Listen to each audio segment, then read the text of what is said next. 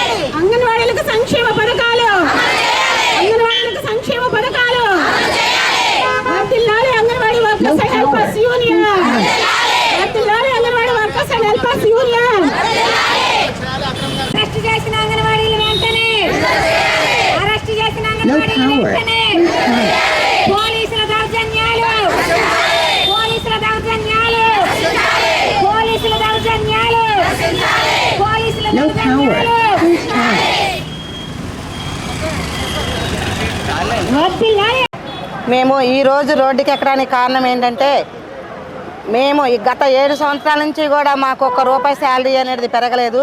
అప్పట్లో చంద్రబాబు నాయుడు గారు 10,500 ఇస్తే మన జగన్ గారు వచ్చిన తర్వాత ₹1,000 మాత్రమే పెంచారు. ₹1,000 పెంచిన తర్వాత తను దిగిపోయే ముందల వరకు కూడా మేము 41 రోజులు సమ్మె చేసామండి.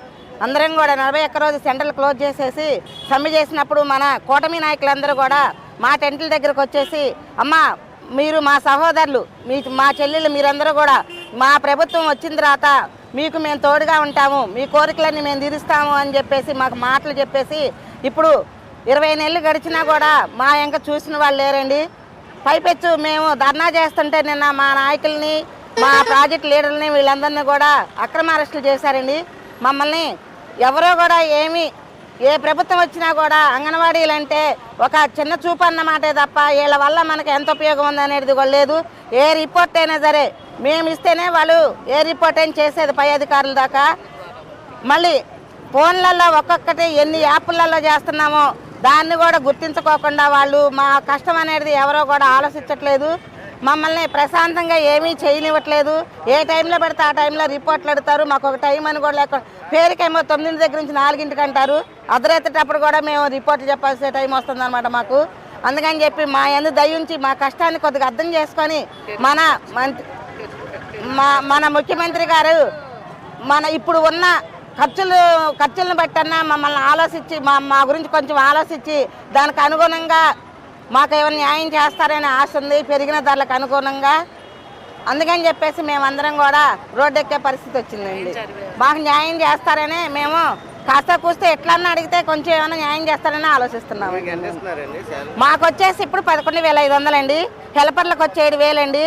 కనీసం మాకు ఎవరికి కూడా ఒక్క సంక్షేమ పథకం అనేది కూడా ఏమీ లేదండి. 7,000 వచ్చే ఆయాకి సంక్షేమ పథకం లేదండి. 11,500 వచ్చే వర్కర్కి సంక్షేమ పథకాలు ఏమీ లేవు. ప్రభుత్వ పరంగా పిల్లలకు కూడా ఏమీ లేదండి, అసలు అవకాశం. ఏ అమ్మఒడి కూడా ఏమీ లేదండి. గవర్నమెంట్ ఇచ్చే సంక్షేమ పథకం అనేది మాకు అసలు ఎవరికి హెల్పర్స్ కానీ వర్కర్స్ కానీ లేదండి. ఇప్పుడు పిల్లలకి మ్యారేజ్ అయిన తర్వాత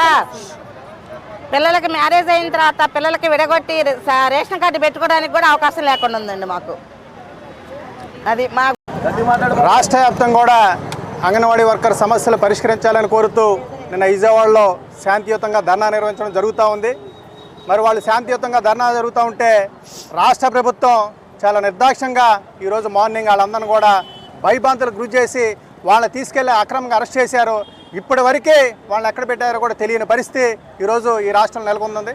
మరి ఎన్నికల ముందు ఈ రాష్ట్రంలో ఉన్నటువంటి అధికారాన్ని చేపట్టినటువంటి చంద్రబాబు నాయుడు గారు కానీ, పవన్ కళ్యాణ్ గారు కానీ, లోకేష్ గారు కానీ 42 రోజుల సమ్మెకాలంలో ప్రతి టెంట్ దగ్గరికి వెళ్ళి మేము అధికారంలోకి వస్తే మే సమస్యల పరిష్కారం చేస్తాం, మమ్మల్ని నమ్మండి, మాకు ఓట్లేయండి అని చెప్పి అడుక్కునే ఈరోజు అధికారాన్ని చేపట్టిన తర్వాత చాలా దుర్మార్గంగా మహిళలను చూడకుండా చాలా నిర్దాక్ష్యంగా వాళ్ళ మీద దాడులు చేస్తూ ఉన్నారు. వాళ్ళ సమస్యల పరిష్కారం చేయట్లేదు. అందుకోసం ఇప్పటికైనా మేము సిఐటిగా చెప్తా ఉన్నాం, ఏదైతే అంగన్వాడీల యొక్క న్యాయమైన డిమాండ్లు ఉన్నాయో వాటిని పరిష్కరించాల్సిన బాధ్యత ఈ రాష్ట్ర ప్రభుత్వం మీద ఉంది. అట్లా కాని పక్షంలో గతంలో ఏ ప్రభుత్వానికైతే ఈరోజు వైఎస్ఆర్ ప్రభుత్వానికి పట్టిన గతే రేపు రాబోయే కాలంలో మీ ప్రభుత్వాన్ని కూడా పట్టుద్ది. అందుకని ఇప్పటికైనా అంగన్వాడీలకు క్షమాపణ చెప్పి మీరు ఎన్నికల ముందు వాళ్ళ జీతాలు పెంచుతానన్నారు, గ్రాట్యుటీ అమలు చేస్తున్నారు, వాళ్ళ ప్రభుత్వ ఉద్యోగులను గుర్తిస్తున్నారు.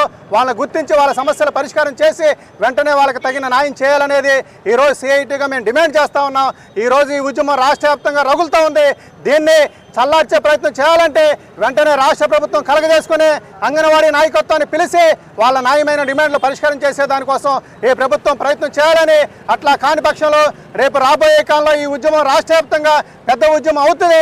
దానికి సిఐటి ఎప్పుడు అండదండలుగా ఉంటుందని తెలియజేస్తూ ఈ రాష్ట్ర ప్రభుత్వం వెంటనే కలగజేసుకుని అంగన్వాడీలను అరెస్ట్ చేసిన వాళ్ళని బేషరతుగా విడుదల చేయాలి, వాళ్ళ న్యాయమైన డిమాండ్లు పరిష్కారం చేయాలనేది ఈరోజు సిఐటిగా మేము ఈ రాష్ట్ర ప్రభుత్వం డిమాండ్ చేస్తూ ఉన్నాం.